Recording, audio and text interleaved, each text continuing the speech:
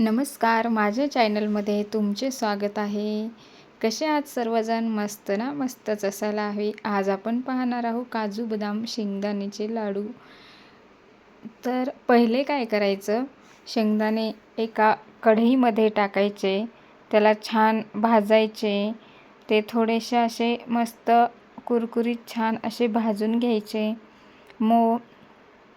कमी आचेवरच भाजायचे, जेणेकरून ते करपले नाही पाहिजे. त्यानंतर मी अर्धा किलो बदाम घेतली, अर्धा किलो काजू घेतली आणि शेंगदाणे पण अर्धा किलो घेतले. तूप पावशर आणि शेंगदाणे पण मी अर्धा किलोच घेतलेले आहेत.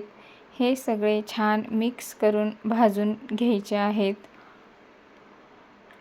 त्यानंतर भाजून झाल्यानंतर ते एका ताटामध्ये टाकून घ्यायचे. मग ते थोडे थंडे होतात. त्यानंतर आपण ते शेंगदाणे सगळे काढून घ्यायचे, एका बाउलमध्ये ठेवायचे. मी पहिले थोडेसे भाजले, त्यानंतर थोडेसे भाजले. त्यानंतर परत कढई ठेवायची. त्याच्यामध्ये मी अर्धा किलो काजू घेतल्या होत्या, त्या टाकल्यात. त्या पण छान भाजून घ्यायच्या आणि त्याच्यामध्ये थोडं 2-3 चमचे तूप टाकायचं, साजूक तूप. त्याला पण छान असं भाजून घ्यायचं. आपल्या शरीरासाठी काजू बदामचे लाडू खूप पौष्टिक असतात. असं काही नाही की आपण थंडीतच खावे, आपण कधीही काजू बदामचे लाडू खाऊ शकतो. काजू बदामचे लाडू छोट्या मुलांना पण द्यायचे, खूप चांगले असतात ते लाडू खाल्लेले. त्याच्यामध्ये तूप टाकून परत मी त्याला मिक्स करून घेतले आहे, जेणेकरून ते तूप त्याला छान लागेल आणि काजू थोड्याशा मुरतील आणि टेस्ट पण खूप भारी येते. आपण दररोज सकाळी एक ब्रेकफास्टसाठी काजू बदामचा लाडू नक्कीच खाऊ शकतो. त्याच्यात मी शेंगदाणे पण टाकलेत. हे त्याला मी खारीक वगैरे काही टाकलेली नाही आहे, फक्त शेंगदाणे, काजू आणि बदामच टाकली आहे. सोप्या आणि सरळ पद्धतीत हे मी लाडू तुम्हाला सांगत आहे. त्यानंतर काजू पण शेंगदाण्यामध्ये भाजून त्याच्यामध्ये टाकून घ्यायचे, छान असे मिक्स करून घ्यायच्या. त्यानंतर परत कढईमध्ये बदाम टाकायच्या. त्या बदाम पण मी अर्धा किलोच घेतलेल्या आहेत, 500 ग्रॅम. आणि ते बदाम पण छान असे कमी गॅस ठेवून त्याच्यावर छान असे भाजून घेतलेत. त्याच्यामध्ये पण थोडंसं तूप टाकून घ्यायचं, 1-2 चम्मच, आणि मंद आचेवर भाजून घ्यायचे, जेणेकरून ते पण तूप याच्या बदाममध्ये मिक्स होईल आणि ते आपल्याला सर्व करायला खूप भारी लागतील. मी त्याच्यामध्ये गूळ थोडा कमीच घालणार आहे, कारण गूळ थोडा कमीच घालायचा. जास्त गोड पण जास्त खाल्ल्या जात नाही आणि छोट्या मुलांना पण आपण ब्रेकफास्टसाठी द्यायचे. मग छोट्या मुलांना ब्रेकफास्टसाठी जास्त गोड नकोच. मी ह्याच्यामध्ये तूप पण टाकले आहे. ते छान असे मिक्स करून घेते. छान बदाम भाजून घेतल्यात, बघू शकता तुम्ही. काजू बदामचे लाडू सकाळी जर एक खाल्ला तर दुपारी जेवण केले तरीही चालते. ते जास्त स्ट्रॉंग असतात, त्यामुळे लवकर भूक लागतच नाही.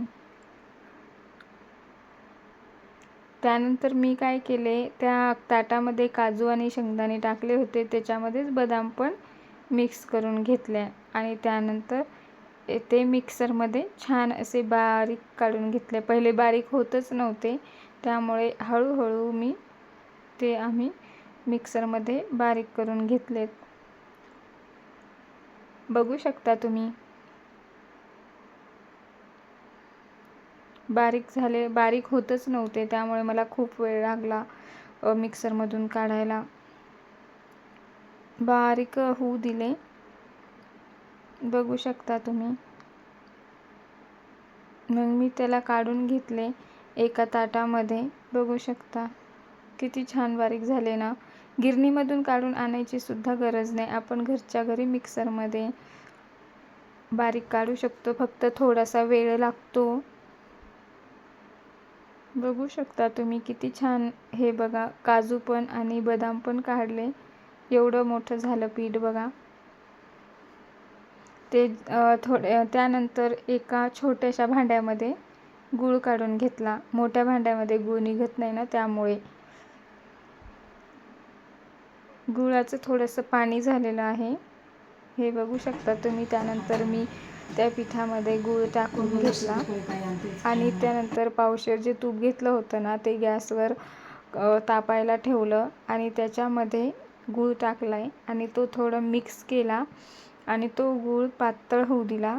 त्यानंतर ताटामध्ये ते जे पावडर बनवली होती ना, त्याच्यामध्ये ते तूप आणि ते गूळ मिक्स करून घेतले, बघू शकता. आणि त्यानंतर लाडू रेडी. आणि लाडू बघा कसे बनत आहे. जसे वाटत आहे की हे छाप्यानेच बनवलेले आहे लाडू, असे लाडू बनवत आहे माझी आई. तुम्ही बघू शकता किती छान लाडू झाले, किती भारी लाडू बनवते. काजू बदामचे लाडू जर खाल्ले तर त्याने आपली स्मरणशक्तीसुद्धा वाढते आणि भूकसुद्धा लागत नाही. बघू शकता तुम्ही किती छान आणि गोल गोल सगळे एकसारखेच बनवत आहे. तुम्हाला पण असे लाडू बनवायचे शिकायचे आहेत तर ते बघून घ्या कसे हातवारे, म्हणजे कसे बनवतात ते. सारखे एकदम सारखे सगळे लाडू बनलेले आहे.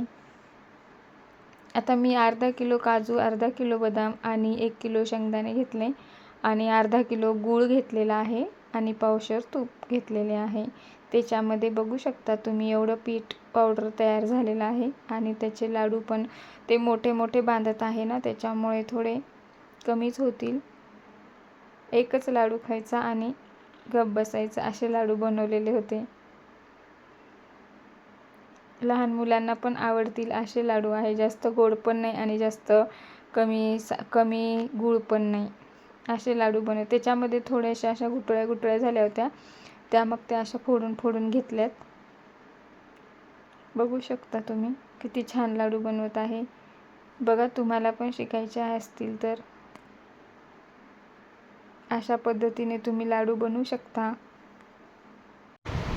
जर तुम्हाला हे माझे लाडू जर आवडले असेल, रेसिपीज आवडली असेल काजू बदाम शेंगदाण्याची लाडूची, तर नक्की चॅनलला सबस्क्राईब करा. चॅनलवर नवीन असाल तर चॅनलला सबस्क्राईब करून जा, लाईक नक्की करून जा. चला तर मग धन्यवाद. पुढच्या व्हिडिओमध्ये नक्कीच भेटूया.